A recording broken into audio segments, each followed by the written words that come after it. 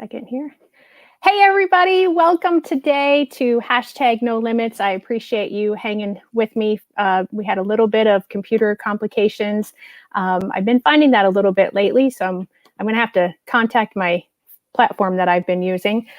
So again, thank you for joining us on hashtag no limits. I'm your host, Shelly Kino. Hashtag no limits is about people that society puts limits on, but who have busted through those limits. Ophelia said in Hamlet, "We know who we are, but not who we will be." And I believe this to be true, and that there is no better example of that than the caterpillar turning into the butterfly. I mean, who thought watching this little creepy crawly creature that it would turn into this majestic butterfly? But somebody did, somebody watched, and somebody paid attention. And they found out that the caterpillar literally dissolves and its cells reform into a butterfly. As the butterfly emerges from the cocoon, it has to struggle in order for its wings to be strong enough to fly. Obviously, this is no easy process, but I think most people who join in know that struggles are part of life and they tend to make us stronger. If we have a support system in place, we can get through our struggles even better. And that brings me to my guest today. I recently learned about Brian. I've been told he is a champion for inclusion and has been an integral part of many support systems during his tenure as a teacher and coach for football and track. He is inclusive in a variety of ways, and I am excited for him to share his story today. Welcome, Brian, and thank you for joining me today on hashtag No Limits. Please tell us more about your family and yourself. Oh, thanks, Shelly. I appreciate being on here. It's an absolute privilege. I really just enjoyed this process so far, getting to know you and what you're all about and what you're trying to do. So I really do appreciate it. This is a pretty neat concept to be a part of. But yeah, my name is Brian Short. I live in Albers, Illinois with my wife, Kara. We've been married for 12 years and been dating since 2001. We've got 3 children. We've got Ava Grace, who's 7, Aiden, who's 4, and Macklin, who's 2. So with being a coach and a dad with 3 kids, pretty busy guy, but been truly blessed so far in my life, and I'm extremely happy with where I'm at with everything in my life. And even in tough times like this, it's very easy for me to see that I'm a pretty blessed guy. So, what kinds of things brought you to the point in your life to make you such an inclusive person that you try not to turn anybody away from my understanding of our conversation? There's 2 real big influences I've had with that. And, the first one's my mom. And the second one's my high school basketball coach.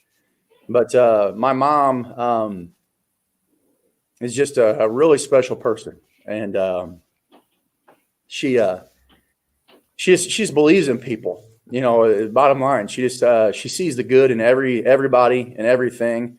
I don't think it's an accident that she reveals her faith a lot. She has very strong faith, and raised us to be the same way. But my mom, almost to a fault, sees the good in people, and she never turns her back on anybody. And in every scenario, she tries to just to see good. Like I said, I know I'm kind of being repetitive there, but and to be able to be raised, with a mom like that, who no matter how bad you mess up, no matter what you do wrong, that she still gives you a second chance and sees things through with you. It's pretty important. It's a pretty important aspect of believing in people and just giving people chances. And so what about your high school coach? My high school basketball coach, I played 3 sports in high school. I was very blessed to be in a family where sports were a big part of things. My dad was my brother's coach for a long time, and he was my coach. So I saw a lot of good in sports, and we were involved in a lot of things. But I played baseball, football, and basketball, and by far my weakest sport was basketball. And I knew that. And my dad always told me that I was the the best basketball player that should have wrestled that he ever saw. So, he has a pretty creative way to describe me, basically saying I wasn't good enough to play basketball. But my high school basketball coach, my sophomore year, I was trying to earn a varsity position, and he just kept talking about finding a player that if you'll listen and put yourself in the spots where I ask you to be, you'll find a way to play. And I knew I wasn't the best shooter. I was just kind of a hardworking kid, and I just kept listening to him. And everything he said at practice, I'd hang on every word. And if he said be in this spot on this play, then I'd put myself on that spot in that play. And probably about 7 or 8 games in the season, I became a starter, and I started for the next 2.5 years.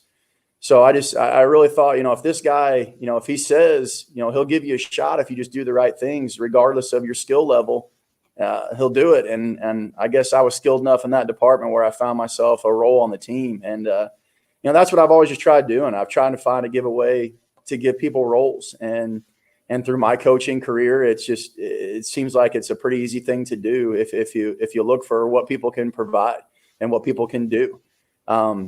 Something I've learned here lately in the last year or so by some of the reading I've done over all this free time with COVID is that, don't look at what kids can't do, look at what they can do, and try to use that in any way you possibly can. Don't look for limitations, find what they can do, because we all have limitations. They're everywhere.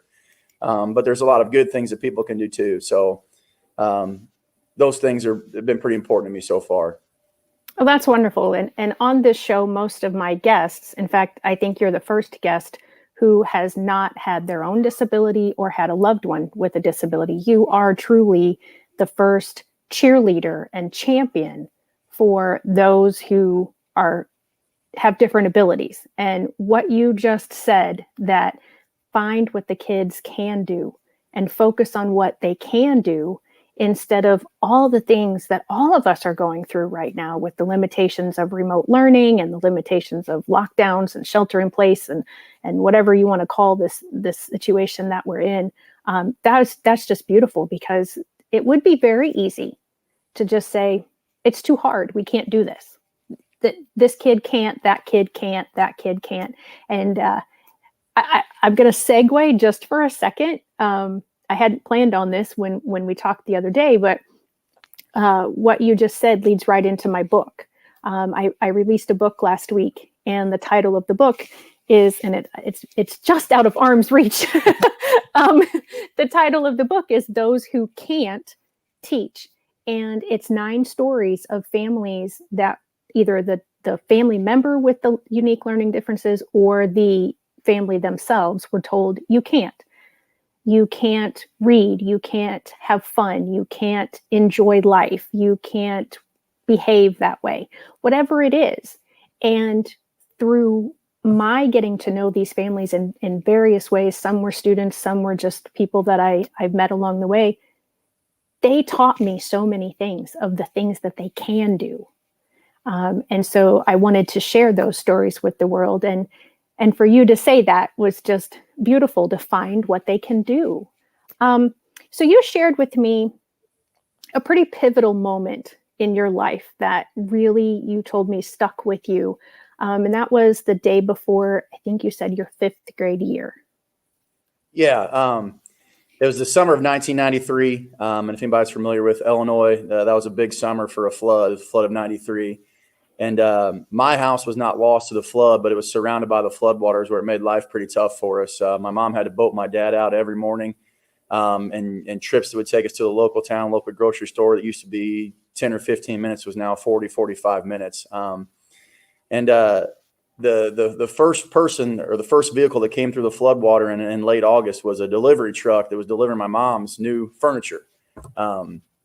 And the delivery truck came and showed up and unloaded everything. And it's pretty neat stuff. We didn't have a lot of new furniture back in the day. So, but that night we were going to a pool party in Carrollton, and it was my grandpa's pool party.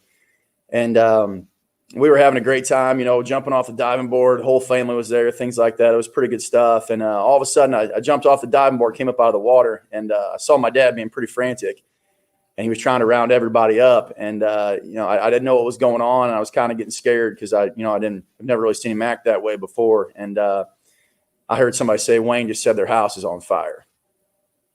So they round us all up and get us in the van and take off towards home, which home normally would have been 25, 30 minutes away. Well, now it's about 45 or 50 minutes away. So, we're driving home, and, this is before cell phones or anything like that. So we have no idea, are we talking about a small fire or, anything like that. And when we came down a hill before we got to our land, we could just see the huge smoke coming up over the hill. And at that point, as even being a 10-year-old, I knew this wasn't going to be good. And we came over the hill, and as we came over the hill, we pulled the driveway just in time to see the last wall of our house fall in. And I don't remember a lot after that, really. I remember being in the vehicle in the minivan with my mom and dad, my brother and sisters, as we were going to stay the night at our grandma's house. And like I told you, and you couldn't tell earlier, I'm a pretty big mama's boy. So I was sitting in between the two bucket seats, and I was sitting there holding my mom's hand, and I felt her react very uncommon, and she reached down frantically and grabbed her left hand, and I saw her reaching for her, her ring finger, and there was nothing on her ring finger. And what my mom was figuring out was the night before, when she was taking some green beans out of the microwave, reheating them, she had burnt her ring finger, and she took her wedding ring off and set it on top of the microwave.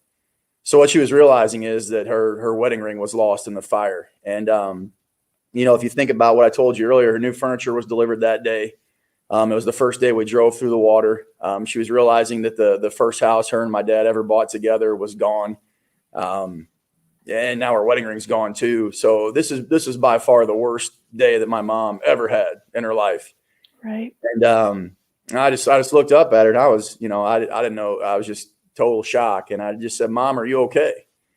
And, she just, I'll never forget this, because it was her worst day of her life. And she just gathered herself, and she took a big, deep breath, and she said, "Your grandma always says there's a silver lining to every cloud." And she said, "Brian, I want you to know that as bad as this day is, after everything that we've lost," she said, "the 5 most important things are with me in this van right now," referencing her family. And, to me, I just thought if that's, as bad as a day as it was, if my mom in that moment could gather herself and find belief and faith in things and people and life.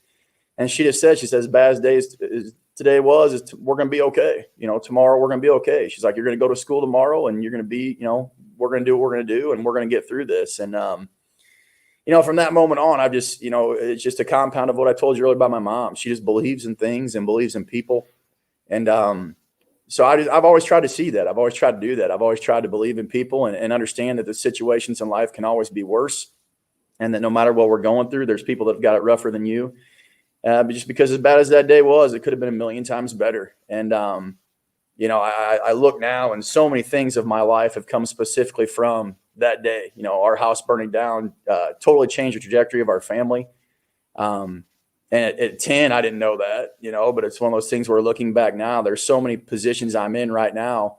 Kind of the ironic thing was, we moved to Carrollton after that. We couldn't find a house in the same school district we were in, and Carrollton was where the pool party was. So it's just kind of ironic how that all worked together. But, that's where I met my wife. That's where I had multiple coaches that went to Illinois College, which is where I ended up going.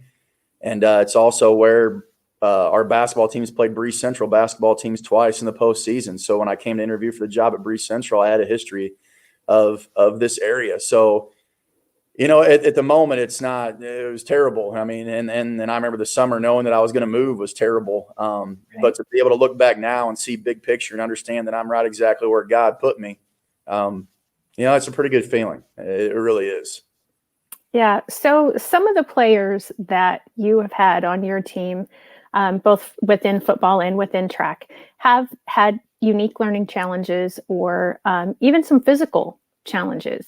You shared with me about a player who had a traumatic brain injury at birth, and his right side, I think it is, that was damaged the most. And he went out for football as a freshman. Can you tell me a little bit about that young man and that story? Yeah. This young man's mom and dad approached me and kind of let me know the scenario and the situation. And they just asked for an opportunity. And, to me, one of the great things about football is there's 11 players that can play. There's offense, defense, and there's special teams. So you have an opportunity to give 33 people a chance to play the game. And, I told him straight up, I'm like, yeah, I have no problem with him coming out for football, because growing up playing football, being around it from the time I was in 7th grade all the way through being, a senior in college, I've just learned so much from the game. And I've always told myself that I'm never going to rob anybody the opportunity to come out and play. with that being said, there's circumstances and situations where, nothing's given to you. You're going to come out and you're going to earn stuff. But I said, though, if he comes out and does what he's supposed to do, if he shows up every day and he's a part of this team, I said, at some point, we're going to find an opportunity for him to be on the football field. And, through his, freshman, sophomore, and junior year, we were able to find time to let him, kick off and kick extra points for the JV and freshman team. But, he never really got an opportunity at the varsity level until his senior year. And, obviously we cared a lot about this young man. We cared about the time that he put in. So we were trying to pinpoint games and things like that where we could find a way to get him in. And, it so happened that it was, I believe, our fourth game of the year. We were playing a team, and we just decided, hey, the first touchdown that we make, this young man's going to go in and kick. We're going to let him kick the extra point. And, he went in and the first attempt he had, he kicked the extra point and went right down the middle. And, it was one of the best moments as a coach that I've ever had because, the kid struggled, he struggled and his talent was limited and he struggled kicking extra points. And, but he was there every day and he showed up and he was a part of a team. And he understood that, and he knew. I mean, his rules were the same as anybody else's, and we told him that. And he followed those rules and showed up every day and put the work in, and we were able to find an opportunity for him. And the most comical thing is it was very majestic. The first kick was unbelievable. The interaction I had with him, we jumped up and bumped shoulders, and he was flying high fiving everybody. I mean, you couldn't have asked for a better situation. But the kind of realistic and funny part is he missed the next 4 or 5 extra points that he got the kick. But that was okay too, because it's not all rainbows and butterflies. Right. I mean, there's like you said, there's hardships that make us better. But for that moment, for him to go in and for that first kick and snap to be perfect, him to put it right through the middle. I mean, that's that's one of the best moments of my life. And really, to be honest with you, that's not even my fondest moment of this young man. As a senior, we give all of our seniors the opportunity to speak at our team meal about what being a Central football player means to them, or what being a member of the Central football family means to them. And you never know ever what you're going to get when you're allowing a 17 or 18-year-old boy a live atmosphere to speak and a platform to talk. And, you hope to God that, that they repeat some of the things they've heard for the last 4 years, and they pick up on some of the things that you drive home. And one of the big things we talk about with Central is just being a family. Is understanding that, with a family, we're going to be here for you. We've always got your back. You may not like everybody in your family, but you're going to love them and you're going to represent them and understand that it's all a unit, and that no matter, how far you get away from your family, you can always turn back around and come home to your family. And, during this young man's high school career, we had some tough situations. He had a teammate that passed away and things like that. And, so when this young man's turn to speak came up, I had no idea what this was going to be like. I had no idea, because he's a pretty funny guy, and he says some off the cuff things sometimes. And but he got up there, and if I would have wrote a script for a young man to talk about what he's been taught, it would have been exactly what he said. It was perfect. He discussed his teammate that they lost. He discussed that he realizes sometimes he could be a knucklehead and be hard for people to like him and stuff like that. I mean, he was just so open and honest, and it was dead on. And it was so great. And I mean, as bad as I'm tearing up now, I had uncontrollable tears when he was reading it off. And when we got a chance to honor him at our banquet, I made sure that he knew what I felt about him and what I thought about him and his speech and the 4 years that he'd put in, and how important he was to our program, and how people like him that may not be the best or the most athletic or the most gifted, that, they're what makes a team, and they're what makes a family. And I'm very proud of that young man and all the stuff that he did to get through our program, and very proud to meet him and go through just getting to know him and with the changes that he made in me. I mean, I never thought about not giving him a chance, but I look at, if I wouldn't have, those moments that were so special of getting robbed, that would have been a travesty. It'd have been an absolute travesty. And I'm so glad that you mentioned that you were changed as well, because that's another, sorry to go back to my book, but that's kind of my story as well. But it's, I feel like anyone who takes the opportunity, and it truly is an opportunity to get to know someone who is different than you in whatever way, um, that that you miss out on that opportunity if you don't take that time to get to know somebody because they have a disability or they have a different skin color or they come from a different part of the world or whatever it is. Everybody is human, and having that opportunity to get to know people and have your own cognitive biases that you don't even realize you have challenged and hopefully changed for the better. That's the song from Wicked always comes to mind. That because I knew you, I've been changed for the better, and that's been my story since I started in special education. Every year, I met some new student or new family or some incident happened, and that changed me. And I'm forever grateful for those opportunities. Now, you also told me about this particular young man that he had been on the baseball team as well. But when he became a junior, he didn't make the baseball team. So rather than just quit, what did he do? He came right to our track coach, our head track coach, and he's like, "Hey, I'm going out for track." And it was a situation where our track coach was real honest with him. He's like, obviously you're not very fast, but if you show up every day and do the long distance workouts, then you've got a spot on this team. And it didn't surprise me at all, because for as much as this young man's been through, he's got a little bit of swagger to himself and some bravado where he's got confidence. And it is fun being around him because he does joke, and you're able to do that with him. And but he's like, "Yeah, I'll run. I'll do that." And he went out and ran, and we were able to put him in some meets and things like that. And he ran, and again, it doesn't matter what anybody does. If you show up and do the work that people ask you to do, there's going to be a spot for you. There's going to be success met somehow. If you focus on what you're supposed to focus on, I mean, it's there. The ability to improve and be better and make others better is always there if you're willing to show up and do the work. And this young man never had an issue with that, ever. So, again, when talking to you, to me, it wasn't even an option of not giving the opportunity, as long as they were there willing to show up and do the work and don't expect anything special. And they didn't. And that was the best part of it. They wanted to be treated the same way. And we did, and it worked out fantastically. So. Yeah.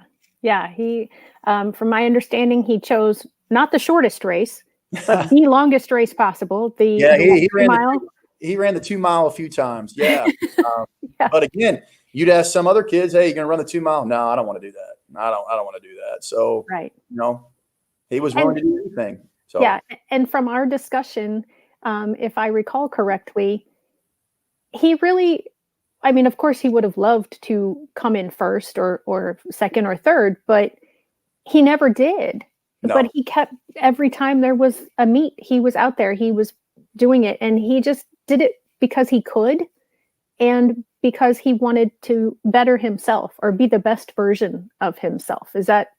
Yeah, absolutely. And see, and then that's the wonderful thing about track is you're always competing against others, but you're always competing against yourself. I mean, you've always got the ability to go out and run your personal record, which is called a PR. We talk about a PR every day. Go out and be your best every day.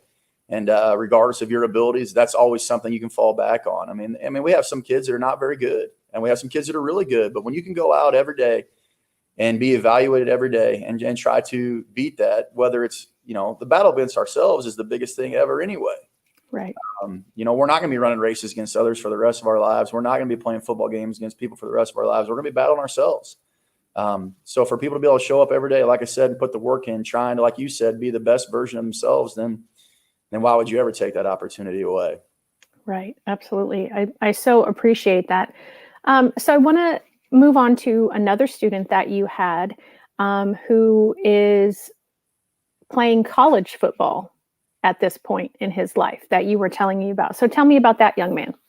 For me, I never knew he had limitations, to be honest with you. They never affected our relationship or even in, teaching or anything like that, because this guy just showed up every day early, stay late, and he would work his tail off. And, eventually those abilities shine through in a tremendous way. The young man we're referencing is probably one of the best football players that I've ever coached at Central.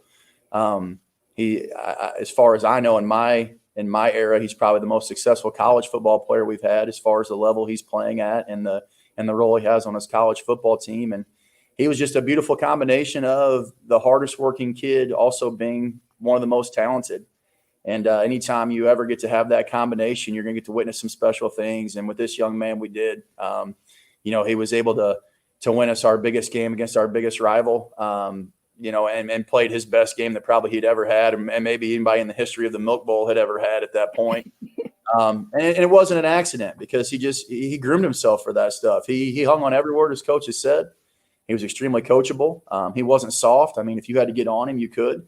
And he responded. And, he's a phenomenal human being.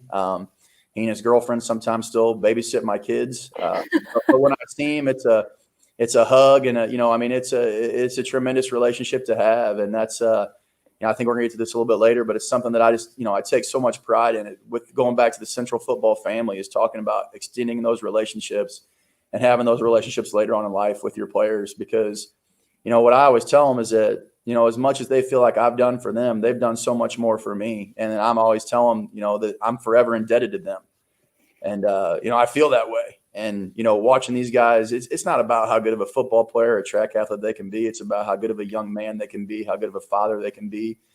A brother, a son, a friend, those are the things that you really, you hope to win games, but those are the things you want to make an impact on. And, if people ever ask you how good of a team you're going to have or how good your boys are going to be this year, it's an answer that shouldn't be answered right then. It should be answered 15, 20 years later when you find out what they're going to be like as a man.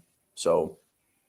Yeah. And I've done some background reconnaissance on you, trying to learn a little bit more about you. And I have found that people that I have spoken to truly feel like your football team is a family, and that you and the whole team are people that they can rely on when times are great and when times are tough. Even if they haven't spoken in a while, it's, hey, I need my football team. I'm going through this. Or, hey, this great thing happened and I want to share it with my football family. You all have dinners during the season, once a week? Yeah, we have team meals every Thursday night. Yeah. Yeah. So, that's a bonding opportunity for all the guys. And what I have heard from some of the parents of the members that you have coached is that it's very obvious and very appreciated by these families that you are not so worried about the W and how many W's and how many L's, but how many characters, good, strong men you come and you have the opportunity to teach. That's more, it seems like, your goal. Or maybe not more, but it's as equal to. Yeah, it is. And it's a part of it. I mean, if you've got kids that can, that fall in line with those things that we try to present them with, you're going to win. I mean, that's, you're going to win more than you're going to lose.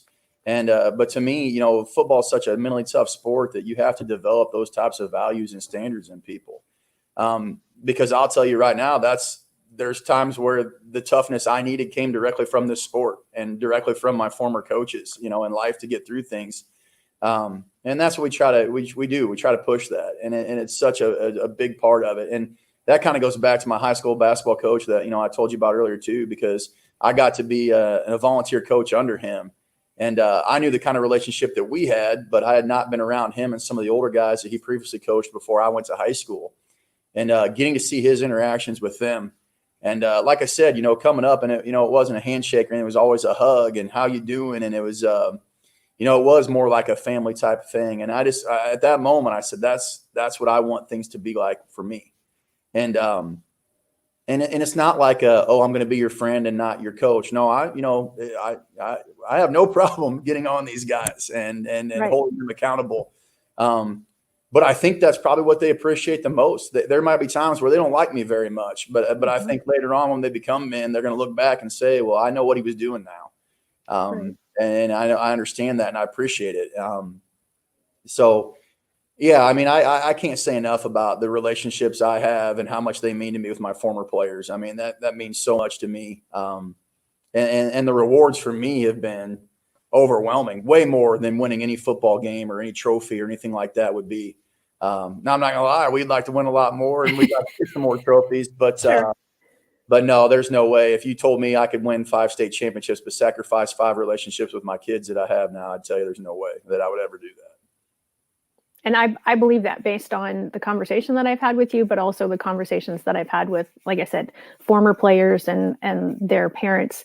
That particular young man that we were just talking about also went into track. Yes. So yeah. he was, what was he, a running back for football? Or He's running back and linebacker for football, and he plays either linebacker or safety in college now. He kind of jumps all around, but he was a very talented sprinter and middle distance runner. 1, 2, 400, has our 400 record here.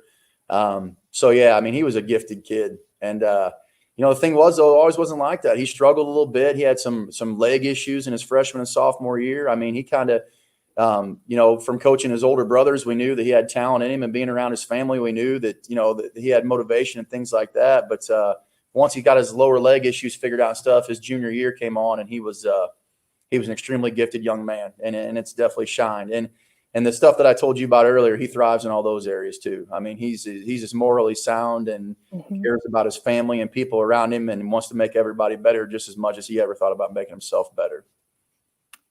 Yeah, that's amazing. So something that you mentioned, so the gentleman that we're talking about, he had a specific learning disability. So you said you didn't know that about him, whereas the first gentleman that we talked about, it was obvious because he had some physical disabilities on that side. But so we've talked about a couple of kids that have special needs, but something that you told me, and there's another student that I want to get to, but I want to sidetrack here. You talked about your student assistant coaches. Tell me a little bit more about your student assistant coaches, because you mentioned that you were a volunteer coach for your coach. So I'm guessing that's kind of where the idea came from. Well, it's just a situation where, there's tons of moving parts for a football practice, and there's, it's a big wide open field in the area, and my wife will probably chuckle, but I'm not always the most organized guy either. So I just needed more help. And, it was a situation where we weren't going to be able to probably get an adult person probably to help us. So I just started looking in the hallways for kids that I had in class that I knew were accountable and that I knew were very good kids that I had a lot of respect for, that necessarily weren't involved in anything. So I just started reaching out to them and saying, hey, here, I have an opportunity for you to help us out with football. And I said, you're not going to be a manager. I said, you're going to be more than that. You're going to be a student assistant. I'm like, you're going to help me with my practice plans. You're going to help me set up for practice. You're going to help, get equipment out. You're going to help do a lot of things. And, and I even told them, like, the rewards that you're going to get aren't going to be great. You're going to be there just as much as the players, if not more. And I said, you're not going to get to play. So you're going to have an opportunity I'm going to give you probably a camp t-shirt and shorts every year, polo for your games, and you're going to have to go to work. And, but again, it goes back to just giving kids opportunities and seeing what they can do. Those student assistants that I have been tremendous young men, and they have been talented and gifted and so many different things. And they have helped our program out so much. And our players have been great about including them. And we tell them that, like, these guys are a part of the team. And I said, if there's any messing around with them or any disrespect or anything like that, it's not going to be good for you. And we've never really had any issues, but, these guys have been some of the guys that when they get up and speak at that senior banquet or at that senior team meal, I let them get the same opportunity.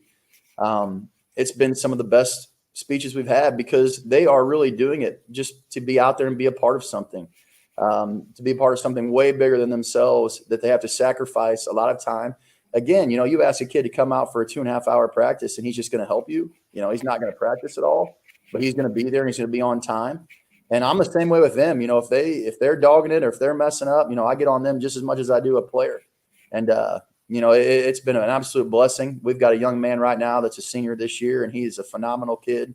And I think the world of him. And, but they're just great extensions of, they're great extensions of our coaching staff. And I mean, he's on the ball all the time. Coach, when are we doing this? What time we got that? When you want me to be here? So it's just been another extension of our football family that has been a pivotal part of what we do and helped us have some of the success that we've had and being able to rely on those kids. And you see those kids, I saw one at the Halloween parade, and he came up and talked to me, told me about what he's doing in life now and things like that. And if it would have been for football, after teaching him in health, I never would have taught him again. Right. I would have lost that relationship. So it's just been another venue and opportunity for us to, extend a chance to a kid to be a part of something that we think is pretty special. And I was so thankful that you shared that, because I love that well, first of all, I mean, you included the second gentleman without even knowing that there was anything, because it wasn't obvious, but that you are inclusive to as many people as you can. Absolutely. And you just do it because that's a part of who you are. That's just your personality. It isn't that you're trying to do something good. It's just, that these kids, teenagers, have potential, and you're helping them by pulling that out of them and helping them to see that. So that's just awesome. I was so touched by the fact that, oftentimes when I talk about inclusive, I'm talking about kids with special needs and adults with special needs, but there are those kids that they're not the jocks, they're not the nerds, they're not, they're just going through high school. Yeah. It's something that I've learned recently this term, and I think it's tremendous, and I believe in it wholeheartedly, is that the best ability for any person to have is availability. And, yes. And I've sent letters recruiting our own kids in our school that don't play football and things like that. And I just tell them that there is a home for you in Central football if you're willing to look for it. There's a role here, no matter what it may be, whether it's the best player, whether it's game night, we need somebody to film. I'm like, there's so many things that you can be a part of that we need help with if you're just willing to be available. And, it's awesome to see rewards come to people when they just make themselves available, because that's really what life is all about. Get out there and make yourself available for people, right. And people will give you opportunities and chances. So. Yeah. So I shared with you another track player that you have, who is also a Special Olympics ambassador. And so tell us a little bit about him and some of your experiences with him. Just a very hardworking, gritty kid. He again is another kid that ran the distance races for us. And we never had to question ever if he would be there. You could have told him to run 15 miles and he had a smile on his face and he'd have done it. He'd have done it no matter what you said to do. He fit in with the team. He made people laugh.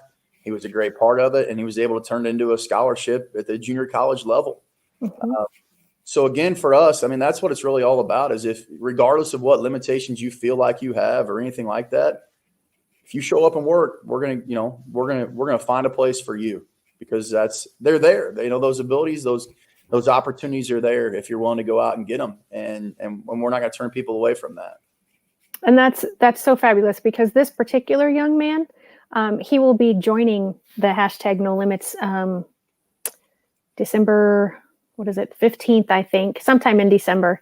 And I hope that you will have an opportunity to watch and learn more about his background, because from what I have found out, he wasn't encouraged to run. In fact, he was discouraged from running when he was younger and being involved in things. And so his family, I believe he also has a specific learning disability, and his family found some outside opportunities. They found the Special Olympics, and within the Special Olympics, they helped him get a little bolder. He was a very quiet person, never spoke much in childhood until he got into the Special Olympics. That's a Friday. I figured it would. He was never short of words when we were around, that's for sure. Yeah. And so, he found his voice through Special Olympics, and then, his confidence and everything. So, join me. His name is Alex, and he'll be on, like I said, I think it's December 15th. So join me for that. So, Coach, there's been some sad things that have happened because of the football teams and the things that you have gotten to, I don't want to call it a privilege, but in a way it's a privilege. Tell the audience what I'm talking about. So since 2017, between football and track, we've lost 4 athletes that have passed away tragically way too soon. And, from those situations, I've had privilege, I would say yes. And most people would say that's weird, but I guess honor would probably be more of a correct term. I've had the honor of of those 4 athletes given 3 eulogies.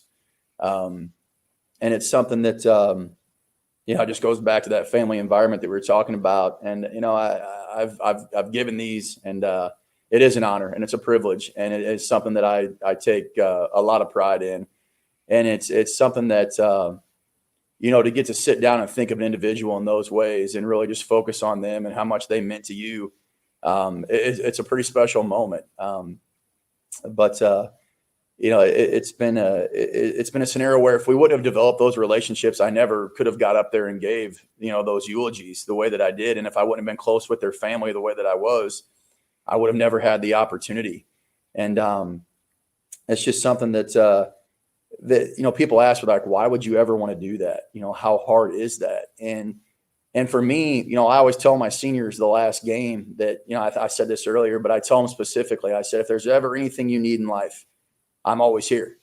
I'm always as far as a phone call away. And I mean that. And so for me to be able to honor that last promise, that whatever them or their family needed, that's something that's meant a lot to me. And but if somebody's going to get up there and talk about my guys in that way, about who they were as a person in their life and what they were able to accomplish, it's going to be me. And I take a lot of pride in that. And it's been something that it is tough in the moment. But when you can honor a family that way and honor a young man or a young woman that way, it's very special. It's very therapeutic for me in those situations because they have been extremely tough. It's been tough. It's been really, really tough, but to get up there and find a way to bring that person's personality out and make people laugh in situations like that, to make them cry, to make them think, those are things that are really special. And, talking about earlier, just the rewards you get from stuff like that, there's been a couple of times where I've delivered those, and some people have heard me, and it's led to an opportunity where I've got to be a guest speaker and give sermons. 4 times I think I've got to speak at churches, and it all comes directly from that. And but as tough as those moments are, those are moments that I'll never ever take for granted. I'll cherish them forever. And from those moments, it probably also led me to getting to marry one of my former players, getting to officiate. Sorry, that's probably a weird thing to say. Well, I understand that because my husband's a pastor, but yeah, that's probably a good thing to explain. Officiate a wedding of a former player, and it all came from them hearing me speak at these things. And again, to be able to come through for a former player when I told him if they ever need anything of me, that I'd be there. And this young man and his fiance, they went through hell and back with COVID and the issues they were having, and weddings getting canceled and things like that. And he just called me and said, "Coach, I need somebody to marry me." And he said, "You're the first person I thought of." And I was like, how much of a better compliment could you ever have than being asked to speak on someone about their life, or to be a part of the biggest moment in their life. And that wedding was it was unbelievable. To be a part of that, and it was so much fun. And getting to be there in those moments and talk about what type of a young man and young woman they both were, from knowing them from my relationships and things like that. Again, those are moments that somehow I'm lucky enough to get to do that. And being able to get those guys to work as hard for me as they did, and buy into what we were selling, I guess you'd say. And then, for them to trust me enough to believe me when I said, if you ever need anything, I'm here for you, to take me up on that. Because a lot of people have support, but they're scared to use it. They're scared to ask for it. So I'm really proud of the fact that my guys know that when I tell them that, and our relationship's strong enough, that regardless of what it is, how good or how bad, that if they need me, I'm always going to be there for them. Yeah. And I know why you have these opportunities, because you love and accept your players and your students exactly as they are and where they are when they meet you. And I have found through my teaching career and just in life in general that if you do that, you can ride them a little bit harder, because they know you're in it for their benefit. They're not in it. I mean, they know you're not in it just to be mean to them. Right. That what you're asking them to do is you're pushing them to be a better version of themselves, to improve whatever skill it is that they're trying to work on to improve at that time, or to learn that concept or whatever it is. But when they feel loved, and that's what you're giving them, they will do all kinds of things for you. And the fact that this man that you married, he's been out of high school, what, 6 or 7 years now? Is that about right? He graduated in 2012. Okay, so 8 years. Yeah. So that, Brian, you're just amazing, and I'm so thankful that our paths have crossed in the way that they have, and that I've had this opportunity to get to know you. And I applaud you, and I appreciate you opening your heart to everybody, not just athletes, not just kids with disabilities, not just kids who are on the fringe, but everybody. I mean, I have spoken to other people, and yeah, he's a good guy, and from my understanding, you're the good guy. I mean, you really do care about your students, whether they're just in your health class, whether they're in your PE class, whether they're on your football team or your track team, or your neighbor down the street. You truly have a heart for young men and women, and for helping them achieve. And I'm very thankful to you, and I'm very thankful that you agreed to do this with me today. Blast. Is there any advice, any suggestions? Oh, I got to put this up for you. Can you read that? I did. That would be a former student. And we had this one, which I didn't even see. So I don't know if you know who that person is, but I'm guessing you do. I do. So glad that you, Violet and Michael, have joined us today. So yeah, Brian, so is there anything else, any advice, anything that you would like to give? Or, I mean, I feel like we've done a good job going over things, but I don't want to cut you off. I still have like 15 minutes that I could use if you wanted. So. No, I just want to say again just how blessed I am, just to truly be a part of, like I said, going back from the family that I was in, marrying the woman that I've married now, and the family that I have, and being a part of Central High School. Because just you got to be in a place to harvest this stuff out of people, and it really does here. Our administrators do a great job, and I'm so blessed to work for both of them. I love my coworkers. I think the world of them, and the type of people that they are. And then I love my students. And you said it earlier. You were talking about coaching. Make sure they love you. And we talk about that. It's just, we call it coaching the heart. Mm-hmm. You gotta win kids over, and that sounds kind of. I don't know if it sounds kind of fake or not. I want them to know that I care about them, and I'm upfront about that. And I tell them straight up. I believe if you've got expectations for people, you need to express them. And I tell them that. I tell them all. I say, I love you. I'm here for you every day. But I said, you've got to understand too that love is going to come at a price. And what I mean by that is if I love you enough to get after you if you're not being the person you should be. Mm-hmm. And if I think that I can get more out of you and you should be a better person, then I'm gonna push those limits. And that again goes back to being a member of a family. Like I said, you don't have to like everybody in your family, but you got to love them. Yeah. And there's times, like I said, where there's guys, I bet they didn't like me very much. But I think the world needs more of that. The world needs more people to hold each other accountable, but it also needs people to lift each other up and pick each other up.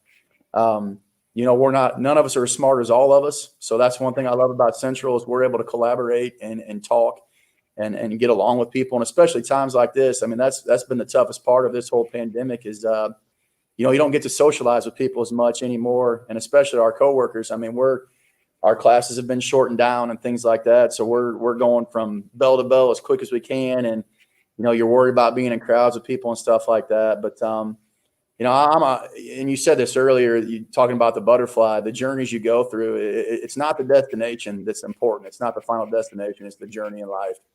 And I believe that it's and it goes back to what I talked about with my house. My house burnt down for a reason. And I truly believe that it put me on the path in life where I needed to go. And if it wouldn't have burnt down, then we wouldn't have moved and things like that wouldn't have happened. So I'm all about that. I try to see the best scenario and things possible and understand that. And I think you said this earlier too, we're all right exactly where we're supposed to be. Mhm. We're on the trajectory we're supposed to be on, and the events that happen in our lives are 100% because of they're supposed to. And if you're a person of faith at all, you know that, you trust that. And it's not always easy to trust, and it's always not always easy to know. But Right. I know as being a teacher, I get to come into the lives of, probably 200 kids a semester at least. And it's a phenomenal thing. And as hard work as it can be sometimes, it's so rewarding that when you see the big picture, just to see Violet, I always said Violet Key knows everything. I always have, I try to make a little thing, that sticks and makes me remember them. And it's tremendous to be able to have people like that. And I appreciate everything you said about me. Those are some of the best compliments I've ever had in my life. And I just hope to God I can keep doing the work to keep earning them. Well, I don't doubt that you will. I so appreciate you again for being on here. And for anybody who is watching, you can check out my website. And if you go over to my website, you will get the opportunity. I'm looking for the right link here. If you go over to shellykino.com, if you need a free virtual or in-person IEP checklist, you can get that there. You can get a free social story for children in the primary grades that are dealing with this pandemic and having to wear the masks and all that sort of stuff. But again, Brian, thank you. I can't thank you enough. This has probably been one of my favorite, sorry to everybody else who's joined me, but because I know a lot of the people that we were talking about today, and they all have special places in my heart as well. So it's been great, and I thank you. I want to wish everybody a happy Thanksgiving, and Brian and I are here making the world better for all, one person, one IEP at a time. Thanks, everybody. Thank you.